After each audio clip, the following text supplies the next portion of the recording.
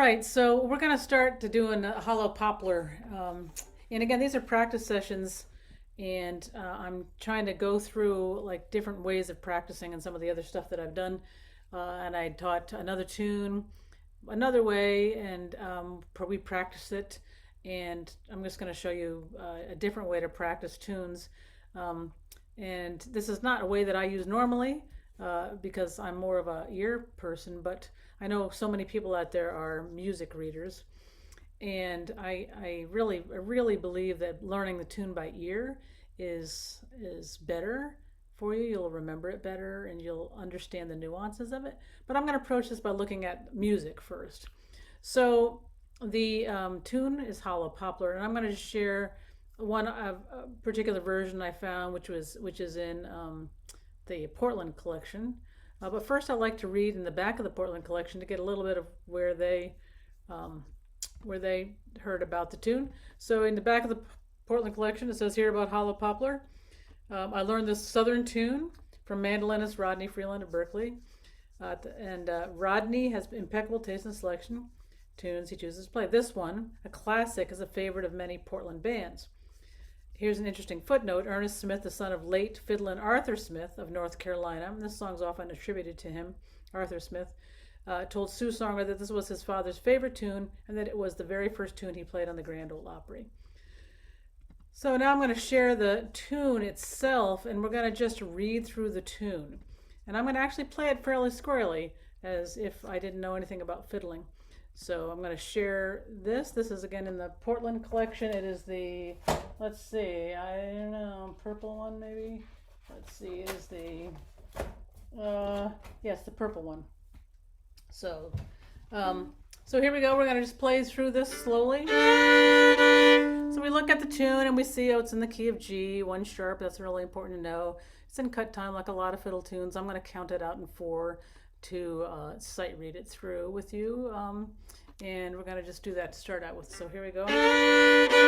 So 1, 2, 3.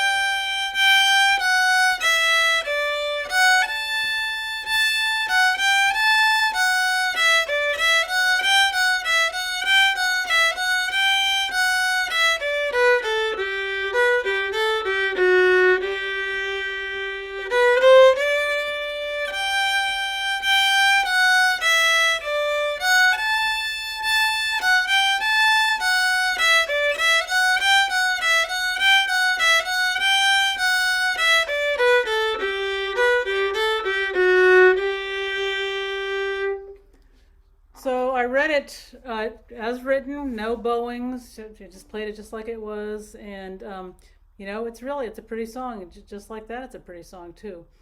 So, but if I was learning this song, and I wanted to look at the music, I would next go on YouTube and try to find some versions of the song to see a little bit more about the song. So now I'm going to share, and this is again what I would do in my practice session for learning a tune. So I'm going to share my screen here, and we're going to look at some versions of Hollow Poplar that I found on YouTube. So here's one of a cliff-top recording.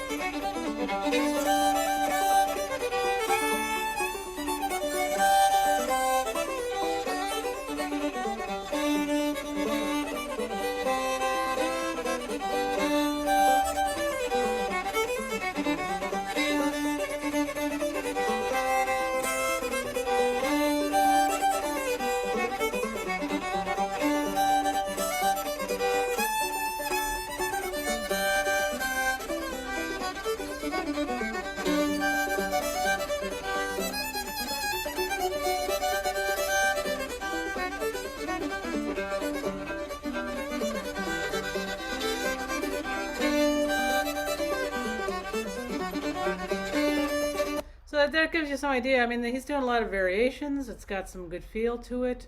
Um, and yeah, it's pretty cool. It's pretty different than what reading the music gave me. Okay, and now let's look at another one here. This is Flattened Scrooge.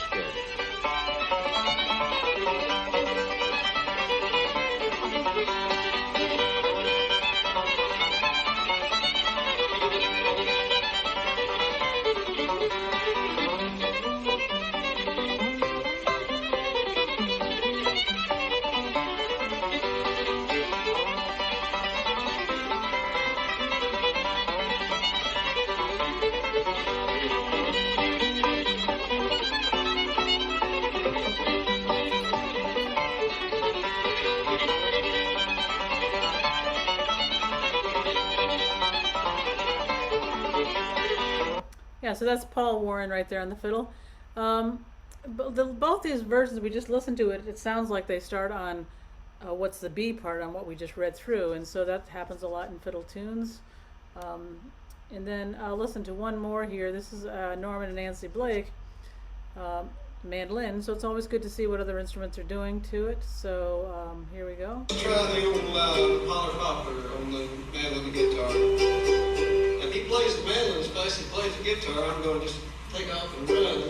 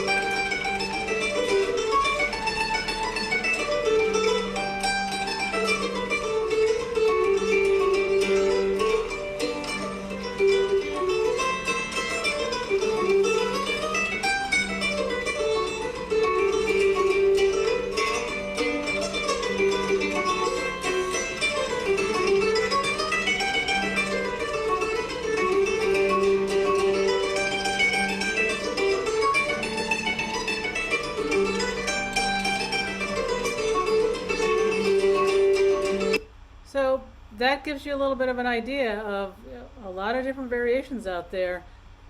We can all hear the tune Hollow Poplar in there, even though they're all playing it fairly differently. There's many other versions online too that you might want to check out. So what I'm going to do right now, though, because I'm going to assume that for today that I'm dealing with people who are readers more than people who do things by ear. If I was learning this song myself, I would really probably just go right to one of those videos, put it on the, actually let me just show you this so you can see. I'll share my screen again. Let's see, let's take this Norman Blake. If you go to this gear right here on these videos, and you can slow it down to 50%, even 25%, and you can listen to Norman here. Let's see. Let's go.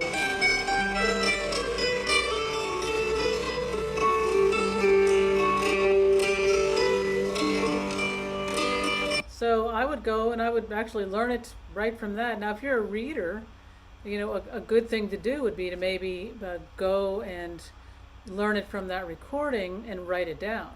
Maybe that would help you. So, and it would take a while maybe, but it's totally worth it. But we have the music, so I'm going to go back to the first approach and I'm going to look at the music again. Okay? And what I would actually do if I was trying to learn a tune from music is I would record myself playing this. Okay? And then I would try to learn maybe that from the music, from by ear, and then try to look back at the music to see how I'm doing. It's good if you're just learning how to do things by ear.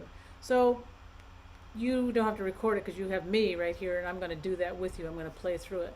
But before we get too far into the tune, I'm going to try to figure out some bowings on this.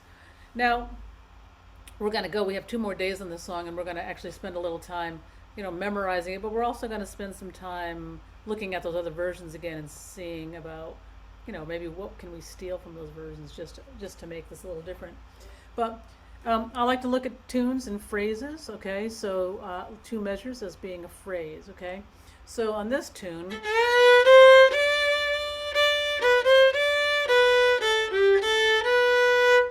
okay, I like that it ends with an up bow, okay? That phrase ends with an up bow, and that this note right here would start with a down bow. So I like those kinds of things. I like that.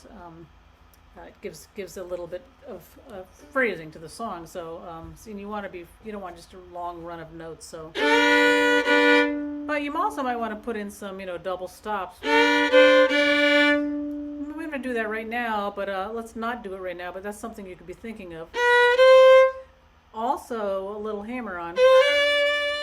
Now, none of these are in the music, but it's something we can think of now.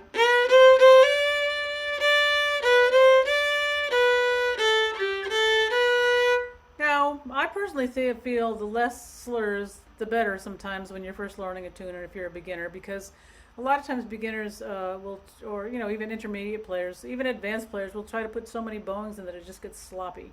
So,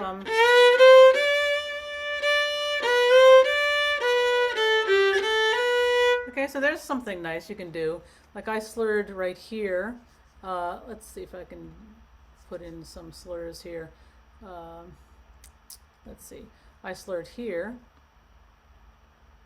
and then I slurred here. And I put two note slurs in, so that still ends up so that that's on a down bow. So let's just use that for an example for now. So here we go. 1, 2, 3.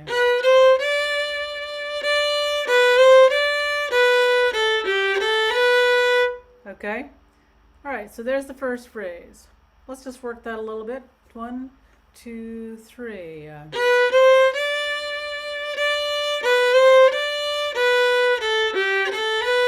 As I'm doing that, I'm going to actually try different bowings as I'm playing it. I'm going to keep playing it and just keep, I think what I'll do right now, just to make it easy, I'm going to do these slurs and then I'm going to take the slurs out and see which ones I like better as I get faster. Okay? Because as you get faster, the bowing's going to feel different. So just phrase 1, okay? 1, 2, 3.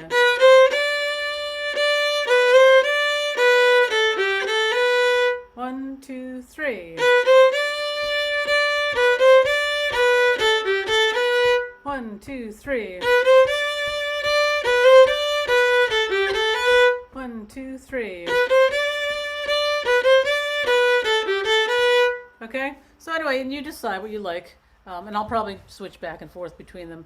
At this tempo so far, doesn't really matter to me. Okay, let's look at the next phrase. Okay, so we're going to have a down bow on the C.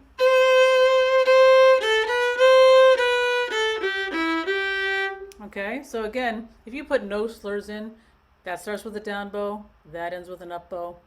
Kind of nice like that. So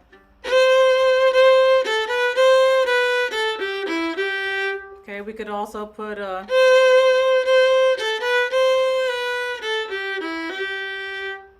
okay. I'm not sure I like that because I like having those 2 separate notes. So I'm just going to leave that one alone. You could put the same bowings, this phrases, because the timing's the same in the 2 phrases. The other thing you might want to think about is giving a little pulse to that half note right there. So here's the rhythm.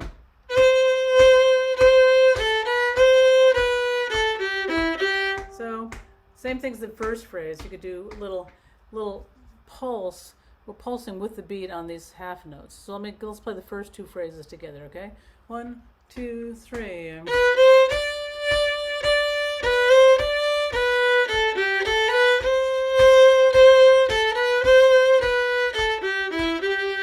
Okay. All right. So far we're adding a few little things, and again we could do double stops.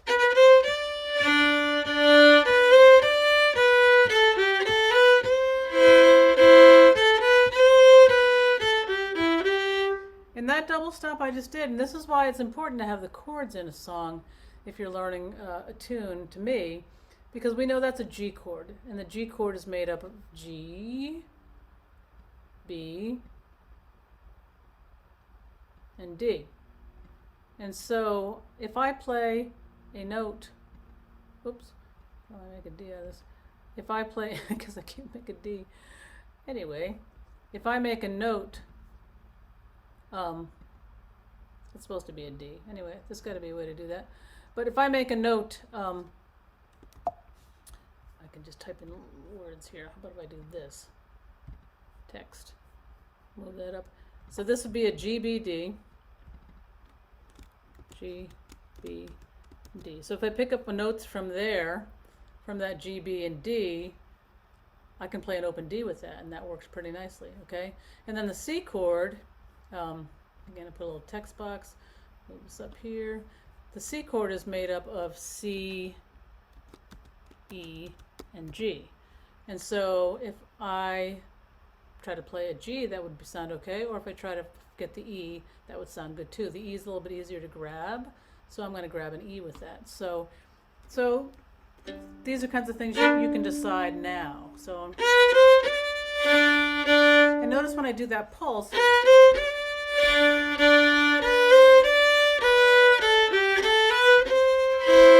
I grab the double stop at the second half of the pulse.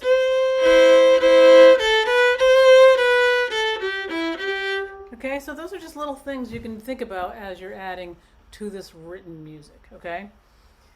Okay, so the next part, the next phrase, again, is 2 measures, and we're going to start with the D and go up the scale.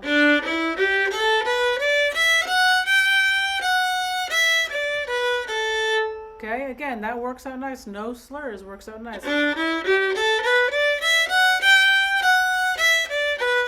So I start on a down bow and on an up bow. Now that doesn't have to happen all the time, but for this song, that's what I'm feeling.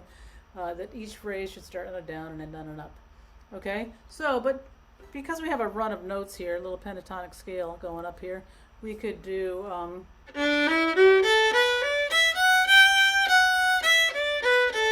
okay, so you could slur these 2 notes. Let me go back to this. And you got the old run pony rhythm. So we're going nice fiddle rhythm to have, and then and maybe you could slur if you want to. Try slurring 3 notes right there. Okay, so we have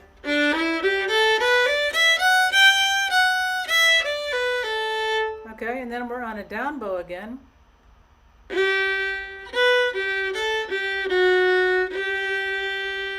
Okay, so now we end on a down bow on this phrase. So if we're going to repeat, I would either slur these 2 notes so that I can be on a down bow here, or maybe slur these 2 notes so you go like this. So that ends on an up bow. I would probably not slur anything here and then slur these 2 notes on an up bow the second time around. Okay? So let's play the whole first part with these little things we've just added. Okay? And it's, again, this would be the point where maybe I would record what I'm doing and then try to learn it again. But you have me for that, so we're going to do that. Ready? 1, 2, 3.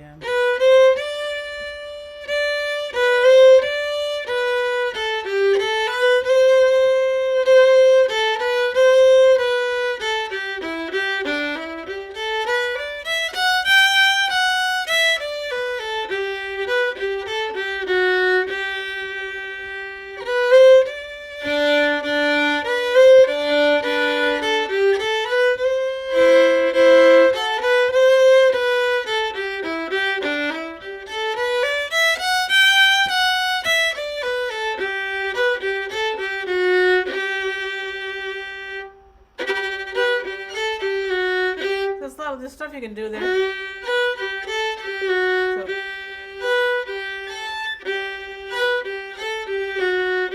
what I just did there, slur, slur.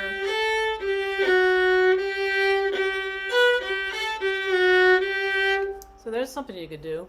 You could slur these 2 notes, and these 2 notes, and these 2 notes. I don't know if that came out very well. Do that one again. There. So we have.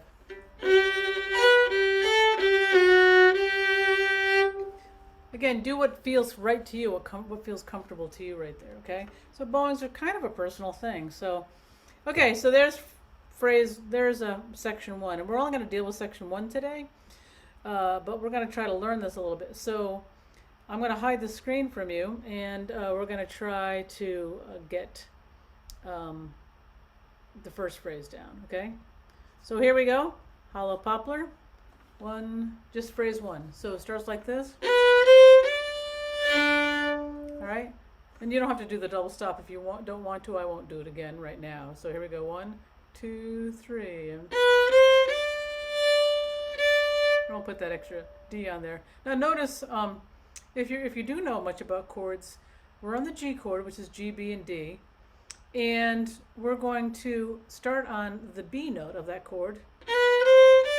And we're going to go to the D chord. Okay? So, the D note of the chord.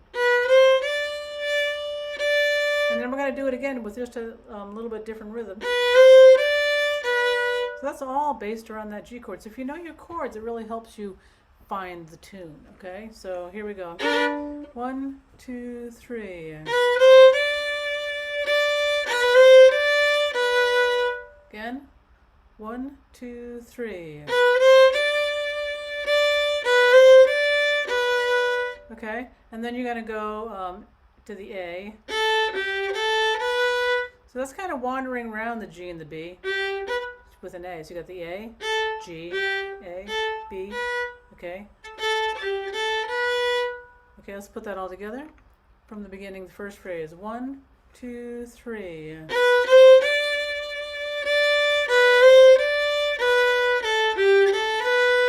Now with maybe some little pulsing. 1, 2, 3.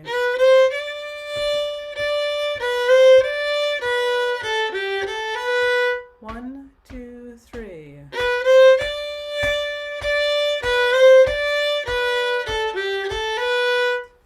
And this is a good time to try to tap your foot if you can. If you can get yourself to tap your foot, your fiddle playing will become much more rhythmic. Okay, so if you can get your foot going, we're going to count in 4 though, okay, for now. Okay, 1, 2, 3.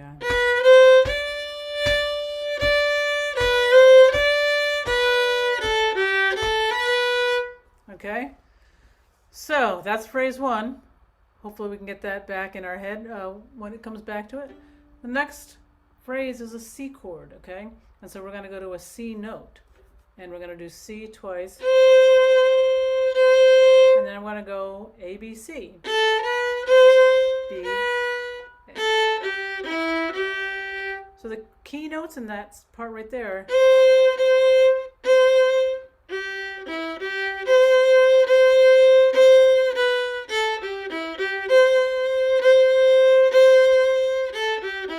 So I'm just taking out some notes to say, well, where are those important notes? And they happen to be mostly the C, E, and G of the C chord. So, but here we go. It starts on C. Okay, I try that. 1, 2, 3, 4. Okay, then you gotta walk down C, B, A.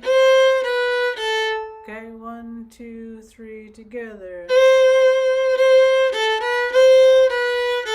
2, 3, go. 2, 3, go. Okay, once you get to that A, you're gonna go A, G, E, G. Okay, so here we go. The whole second phrase. 2, 3, 4.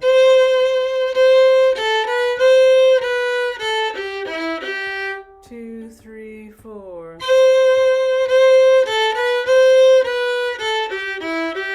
2, 3, 4.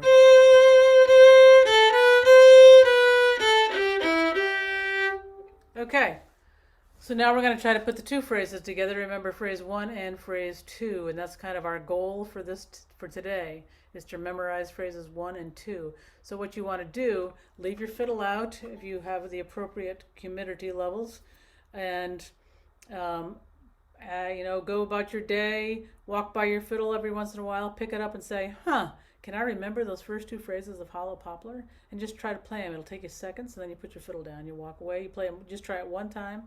If you don't remember them, go look it up or try to just listen for the first phrase if you recorded it for yourself. And maybe you have to shorten your goal and say, oh, I'm only going to get the first phrase down. That's okay. We're all different. We all have different memory capacities or different ear training levels. So no judgments. You're just trying to get this tune down whatever way you can. But so right now we're going to try to do two phrases again, okay? 1, 2, 3.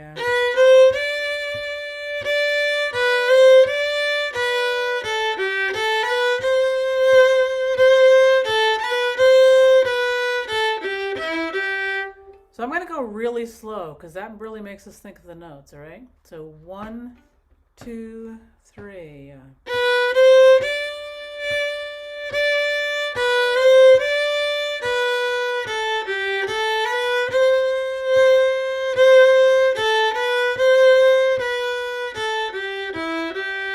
So right now I'm playing fairly squarely, still because I'm reading the music and I'm still trying to keep it fairly square.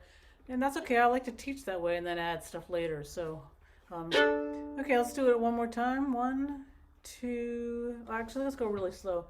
1, 2, 3.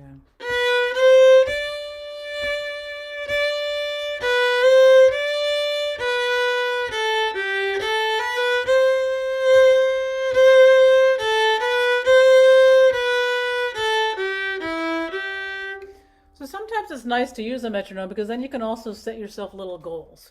So let's say, you're leaving your violin out, your fiddle out, and you're going to say, well, I'm going to get that first phrase at 40 the next time I pick it up. And you're going to play it just once. So 1, 2, 3.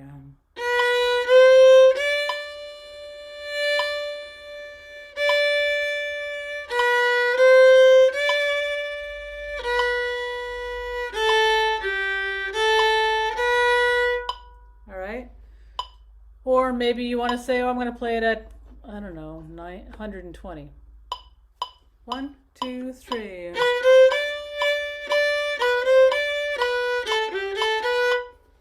Okay, so there's just a few little practice things you can do, and we will continue to analyze the song a little bit tomorrow. We'll try to get through at least memorizing the whole thing, and then the next day we will try to look more at those videos and what we can take from those, because that's really where you want to get that feel, that fiddle feel. Okay, well, thanks.